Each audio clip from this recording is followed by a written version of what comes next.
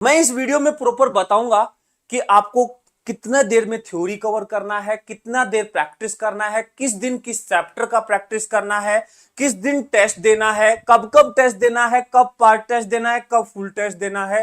Test को 3 category में मैंने डिवाइड किया है। पार्ट टेस्ट टॉपिक वाइज होंगे, ओनली 11th ओनली 12th के होंगे और फुल सिलेबस टेस्ट होंगे। और साथ में रिवीजन भी बहुत जरूरी है। ऐसा नहीं होना चाहिए कि मैं आज एक चैप्टर पढ़ रहा हूं और फिर जब 30वें दिन कोई 30वां चैप्टर पढ़ रहा हूंगा उस समय पता चले पहला चैप्टर दिमाग में ही नहीं घूम रहा। ऐसा भी नहीं होना चाहिए। तो उसके लिए बीच में रिवीजन के शेड्यूल भी हमें बनाने पड़ेंगे। ठीक है, तो शुरुआत करते हैं। डे वाइज प्लानर देखो, मैं पूरा आपको समझाता हूं, एक एक चीज को ध्यान से देखते हुए चलना।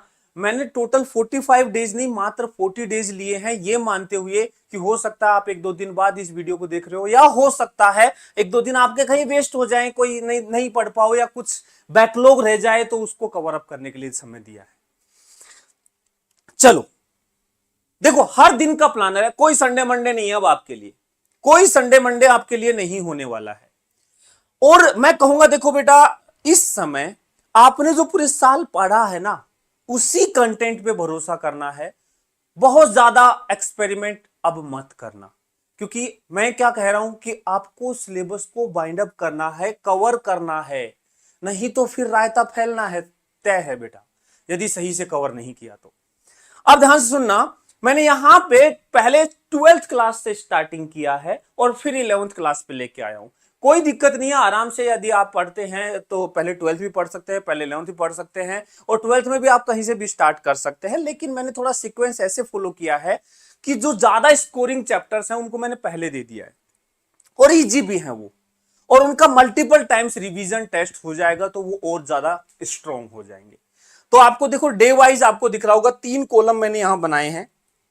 एक में रिवीजन या लर्न, दोनों तरीके के बच्चे हो सकते हैं। कुछ बच्चे मोस्टली देखो 90, मैं इस टाइम पे मान रहा हूं कि आप ये वीडियो देख रहे हैं, मतलब मोस्टली बच्चे इनमें से वो हैं जो कहीं भी ऑनलाइन ऑफलाइन कहीं भी किसी भी तरीके से पढ़ाई कर रहे थे, अब बस लास्ट फेज में वो आ रहे हैं। हाँ ठीक है, उन्होंने बहुत अच्छा नहीं किया या बहुत अच्छा किया, वो मैं बात नहीं कर रहा हूं, लेकिन पढ़ा है उन्होंने, कहीं ना कहीं छोटी मोटी ऐसे थ्योरी हमने कहीं ना कहीं से पढ़ी है। आपके पास कोई क्लास नोट्स हैं? यदि आपके पास क्लास नोट्स नहीं है तो मैं बता देता हूं बेटा, एसीपी सर ऑफिशियल करके एक टेलीग्राम चैनल है, आप वो ज्वाइन कर लो। मैं प्रॉपर इन्हीं सीक्वेंस में क्लास नोट्स भी आपके पास डालता रहूंगा। यदि आपके पास नहीं है तो आप उससे भी रिवाइज कर सकते हैं, बट मैं रेफर करूंगा कि यदि आपके पास नोट्स है तो आप उन्हीं से ही रिवाइज करें, नए नोट्स ना बनाएं। जो नोट्स मैं डालूंगा आप उनसे प्रॉपर तरीके से रिवीजन और क्वेश्चन प्रैक्टिस कर सकते हैं।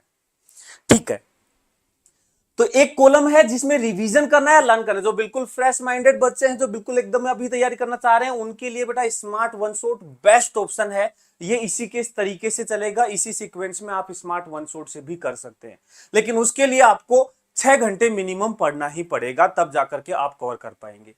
अदरवाइज 4 घंटे में काम चल जाएगा यदि आपने पहले से चैप्टर्स पढ़े हुए हैं। तो आपको ये रिवीजन के तौर पे यूज करना है, और यदि फ्रेश पढ़ रहे हो तो लर्न करना है, तो उसमें आपको समय ड्यूरेशन बढ़ा देना है। स्मार्ट वन शॉट उसके लिए बेस्ट सॉल्यूशन होगा। रिवीजन के लिए भी स्मार्ट वन शॉट आप फॉलो कर सकते हैं, नो प्रॉब्लम, बहुत अच्छी चीजें हैं। पूरे सिलेबस को क्रिस्प करके समराइज करके आपके सामने भेजा जा रहा है, और उसके नोट्स को भी आप यूज कर सकते हैं।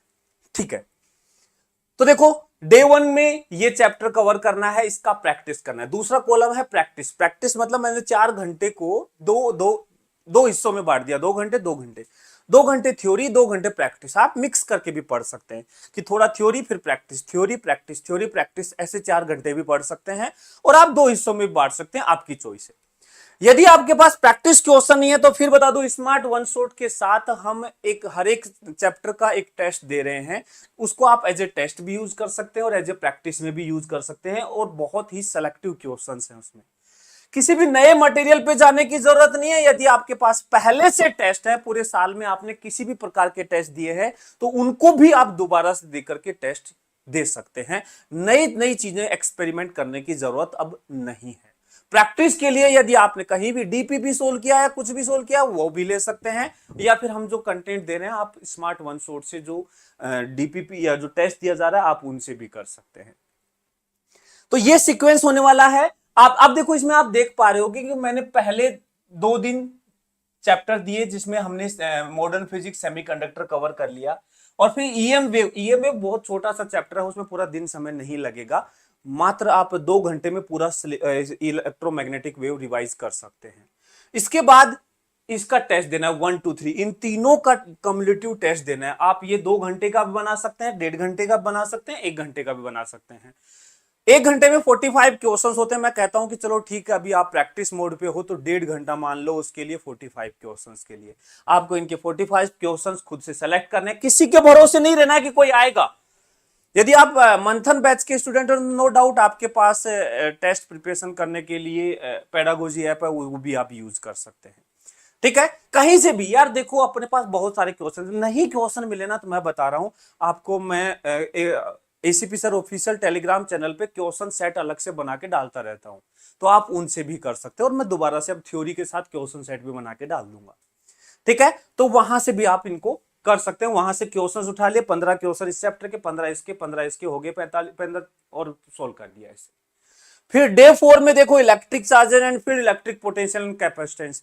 बेटा इन दोनों चैप्टर को मैं अभी स्मार्ट वन शॉट में भी कवर करवाने वाला हूं, आप वहां से भी थ्योरी और प्रैक्टिस दोनों कर सकते हैं, और टेस्ट में दूंगा वो टेस्ट भी दे सकते हैं।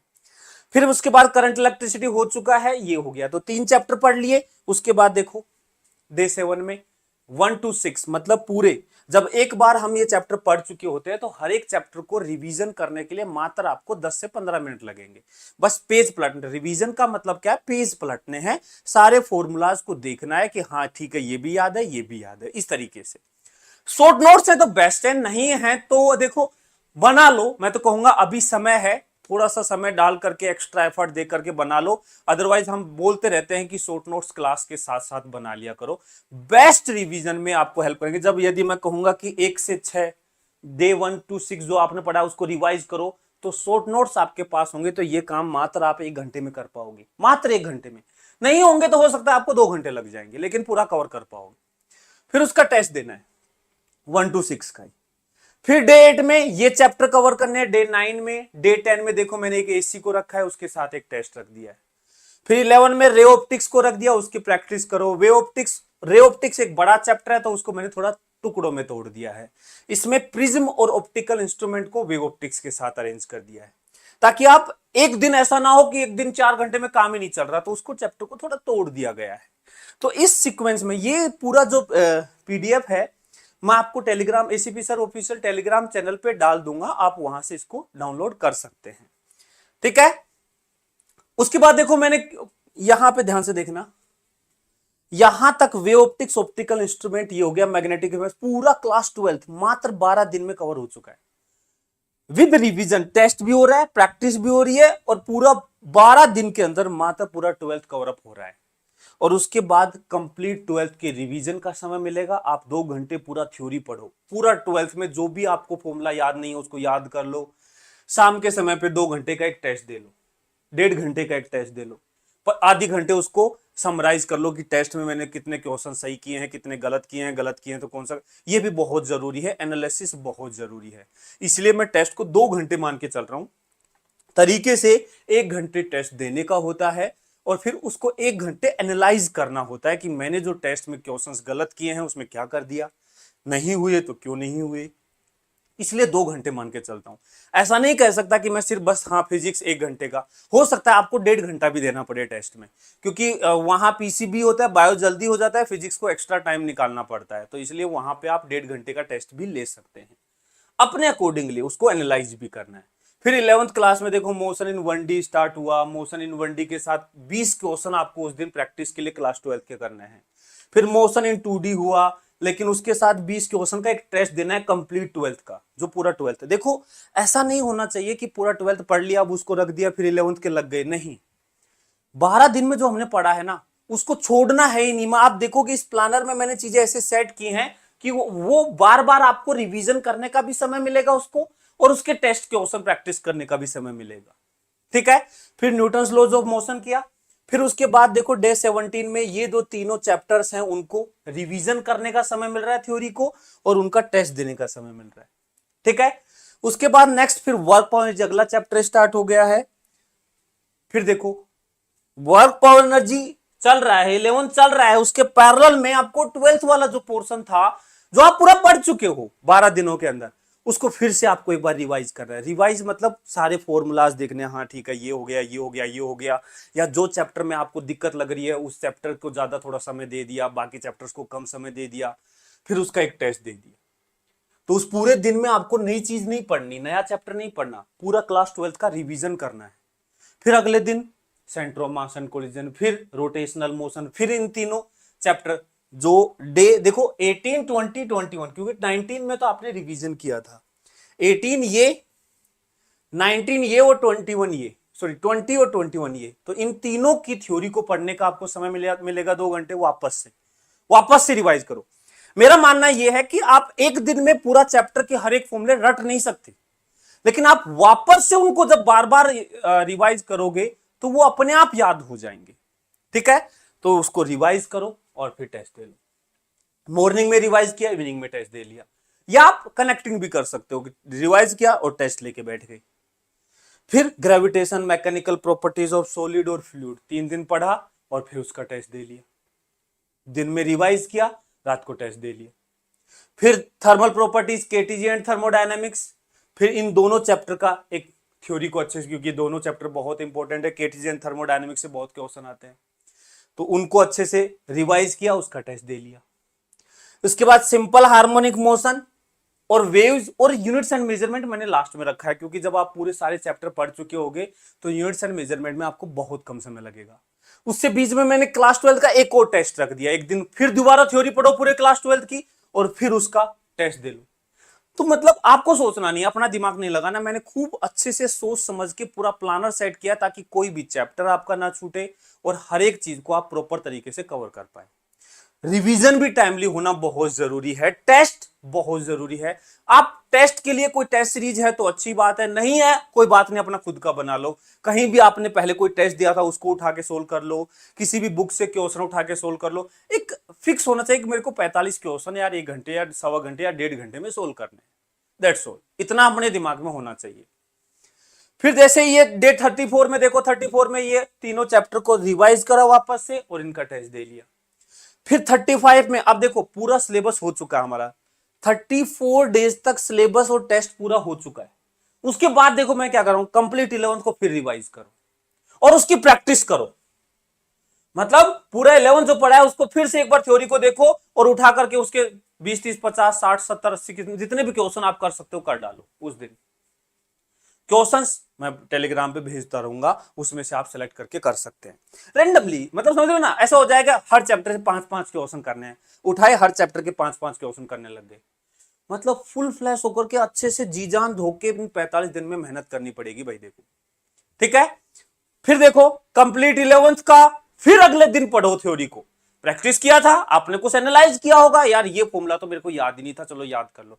अगले दिन उसको रिवाइज करो, फिर टेस्ट दो, कंप्लीट 11th का टेस्ट दो। ऐसे ही फिर ये काम 12th के लिए करो, 12th पूरा, क्योंकि आपको 15 दिन 20 दिन पहले आपने 12th पढ़ा था, बीच में आपने रिवीजन जरूर किया था, उसको फिर से थ्योरी को पढ़ो, फिर से प्रैक्टिस करो और अगले दिन फिर टेस्ट दो उसका पूरा 12th का, और फिर फुल सिलेबस का शुरू कर दो, पूरा सिलेबस फिर से। ऐसा नहीं है कि सिर्फ टेस्ट देने हैं, थ्योरी भी समय समय पे रिवाइज करना। प्रैक्टिस और टेस्ट में क्या डिफरेंस है, प्रैक्टिस में आप क्वेश्चन को देखोगे, समझोगे, सोल्व करोगे, नहीं आएगा सॉल्यूशन देखोगे, फिर आगे बढ़ोगे। टेस्ट में ये ऑप्शन आपके पास नहीं होता, आपके पास क्वेश्चंस हैं, सिलेक्टेड क्वेश्चन है, सिलेक्टेड टाइम है, उस टाइम के अंदर उतने क्वेश्चंस आपको करने ही करने हैं, बीच में आप आंसर नहीं देख सकते और बीच में आप सॉल्यूशन भी नहीं देख सकते। आपके पास 2 ऑप्शन है, या तो कर दो या छोड़ दो, जैसे पेपर में होता है। लेकिन जब आप प्रैक्टिस मोड में होते हैं तो आप समझो उस चीज को कि नहीं हो रहा कोई बात नहीं, सॉल्यूशन देखते हैं, नहीं आ रहा फॉर्मूला याद, चलो फॉर्मूला देख लेते हैं। वहां आपके पास समय होता है। फुल सिलेबस फिर दोबारा अगले दिन थ्योरी पढ़ा, फिर बाद में लगातार फुल सिलेबस टेस्ट दो और बचे हुए बाकी दिन जो 45 डेज तक फुल सिलेबस टेस्ट देते रहो। जितना टेस्ट लास्ट में दोगे उतना ही बढ़िया है, और थ्योरी भी रिवाइज करते रहो 2-2 घंटे। तो यार देखो रहे हो ना आपको लग रहा होगा कि यार 40-45 दिन में कहां पूरा सिलेबस, एक हड़बड़ाहट होती है। मैं कह रहा हूं बड़े आराम से लगभग 12 दिन के अंदर 12th और लगभग 12-13 दिन के अंदर 11th और प्रॉपर रिवीजन के साथ आपका पूरा कवर अप हो जाएगा। कोई हड़बड़ाहट नहीं करनी, शांति से हर दिन 4 घंटे कम से कम फिजिक्स के लिए निकालने हैं। मैं कह रहा हूं कि एक एक चैप्टर आप प्रॉपर तरीके से कवर अप कर पाएंगे। ठीक है, करना आप ही को है। देखो भाई, करना आप ही को है। यदि आपको कोई चैप्टर में दिक्कत है, आप स्मार्ट वन शॉट देखो उसका, यदि हो चुका है तो रिकॉर्डेड देख लो, नहीं हुआ है अभी तो उसको लाइव देख लो। ठीक है, और उसकी प्रैक्टिस करो। क्वेश्चन नहीं है तो हम क्वेश्चंस दे रहे हैं आपको टेस्ट के थ्रू, वो उसके थ्रू कर दो। मतलब अब एक्सक्यूज नहीं होनी चाहिए प्लीज। इन 45 दिन की मेहनत में अब कोई एक्सक्यूज नहीं होना चाहिए। जी तोड़ मेहनत कर दो। मैं कहता हूं इतना मेहनत कर दो ना कि पूरे साल की मेहनत भी ऐसे छोटी सी नजर आए इन 45 दिन के सामने। इतना ज्यादा पढ़ डालो, सुबह से शाम तक फिक्स है। सोचना नहीं है, भटकना नहीं है कि यार आज क्या करूं आज क्या करूं। एक fix planner day wise follow करो। हर एक चैप्टर को करना पड़ेगा, पहले बता रहा हूं, क्योंकि इस बार अपने पास ऑप्शन नहीं है कि यार ये चैप्टर छोड़ दूंगा, इसका क्वेश्चन आएगा छोड़ दूंगा। नहीं, ऐसे टॉपर नहीं बनते, ऐसे अच्छे मार्क्स नहीं आते हैं। उसके लिए अपने को चाहे लो वेटेज है चाहे हाई वेटेज है, कैसा भी हमें करना पड़ेगा। हाँ, लो वेटेज है तो उसको थोड़ा हम कम प्रैक्टिस कर सकते हैं, हाई वेटेज है तो उसकी प्रैक्टिस अच्छे से, रिवीजन अच्छे से करना पड़ेगा। लेकिन करना हर एक चैप्टर को पड़ेगा, और करना आप ही को पड़ेगा। और आपको जो भी सपोर्ट चाहिए ना, वो हमें कमेंट सेक्शन बताओ। हम पूरा कोशिश करेंगे कि उसके लिए जो भी कर सकते हैं वो आपके लिए करने के तैयार हैं। ठीक है बेटा, तो अब अच्छे से लग जाओ डे 1 से, और डे 45 इसमें और 5 ऐड कर लेना। हर एक दिन प्रॉपर फॉलो करो। वीडियो अच्छा लगा है तो जरूर लाइक करना, कमेंट्स में बताना कि अब और आपके लिए क्या किया जा सकता है। और देखो बेटा, यदि ये 45 दिन मेहनत कर लोगे तो लिटरली बता रहा हूं, अपना 1 साल बचा सकते हो। एक हिम्मत हारने से काम नहीं चलेगा। यदि अभी भी हिम्मत से काम लिया, पूरा जी तोड़ मेहनत किया, तो आप आराम से बहुत अच्छा कर जाएंगे। ठीक है, ओके बेटा, थैंक यू। मिलते हैं स्मार्ट वन शॉट में। Bye bye.